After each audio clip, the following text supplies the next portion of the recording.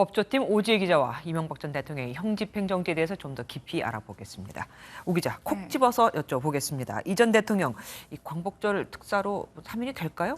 네, 사면론이 첫 단추를 깼다 이 정도로 해석하면 될 것 같습니다. 네. 사실 시기적으로 비슷한 사례가 있어서 한번 찾아봤는데요. 누군가요? 이재현 CJ 회장입니다. 네. 횡령과 탈세 혐의로 2년 6개월 징역형이 확정돼 수감 중이었던 이 회장은 지난 2016년 7월 석 달간 형 집행정지가 내려졌습니다.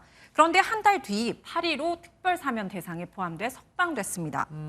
그러니까 지금 이 전 대통령도 형 집행정지가 내려졌고 그리고 3개월에 광복절 앞두고 있으니까 상황이 정말 거의 비슷합니다. 네, 똑같습니다. 당시 검찰은 이렇게 말했습니다. 이재현 회장이 원래 앓고 있던 희귀 질환 때문에 혼자 걷는 게 거의 불가능하다며 재활 치료 상황을 보면서 재수감을 결정할 예정이었다. 이렇게 말했고요. 마찬가지로 오늘 이 전 대통령의 형 집행정지 사유도 건강이었습니다. 형사소송법을 보면요. 고령이더라도 생명에 지장이 있는 경우만 형 집행을 정지할 수 있다고 제한하고 있습니다. 법조계에서는 형 집행정지 요건이 까다로워서 암에 걸린 환자도 받기 어렵다 이런 말이 있는데 논란이 예상되고도 있습니다. 네. 이 전 대통령 측은 현재 이 전 대통령이 당뇨 합병증으로 신경계 마비 증세가 있다고 전하기도 했습니다. 암에 걸려도 암을 치료하기 위해서도 형 집행정지 받는 게 어렵군요.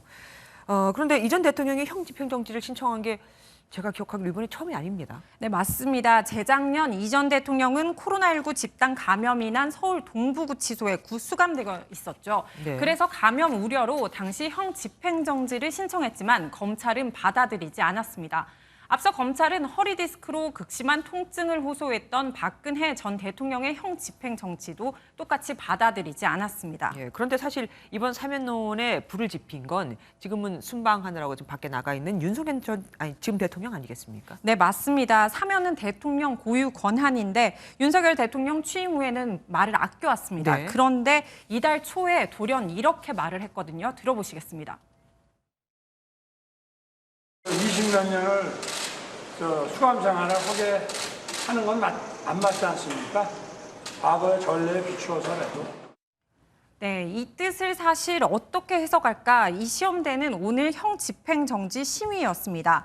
이번 결정의 최종 문지기 역할을 한 게 홍승욱 수원지검장이었는데요. 네. 이른바 윤석열 사단의 막내격으로 결국 이 홍 지검장이 사면 논의의 길을 열어준 셈이라고 할 수 있습니다. 예, 그런데 왜 정권 초기에 특별 사면을 하는 건 부담이 따르지 않습니까? 특히 여론조사를 한 걸 봐도 좀 반대가 더 많은 걸로 나오고요. 네. 과거에도 비슷한 사례가 혹시 있었습니까? 네, 맞습니다. 특별 사면 집권 1년 차에 있었나 그래서 찾아봤는데요. 네네. 대부분의 정권이 하긴 했습니다. 민주화 운동가나 생계사범 등 이런 특징이 있었는데요. 이 전 대통령은 2018년 3월 구속돼 약 1년 뒤에 보석으로 풀려났지만 2020년 10월 징역 17년이 확정되면서 서울 동부구치소에 수감됐다가 안양교도소로 지금 옮겨서 복역 중입니다. 네. 지병 때문에 병원 입원 치료가 많았고 현재 형기의 15%도 못 채웠습니다.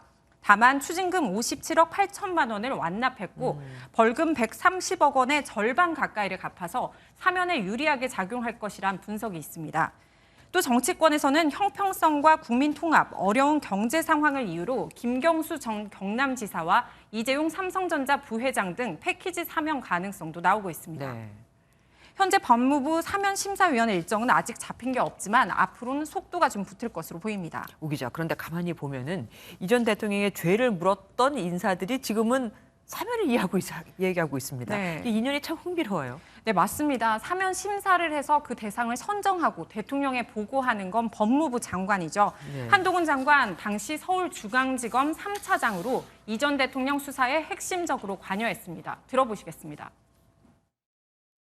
검찰은 오늘 이명박 전 대통령을 구속 기소하였습니다. 죄에 합당한 판결이 선고될 수 있도록 최선을 다하겠습니다.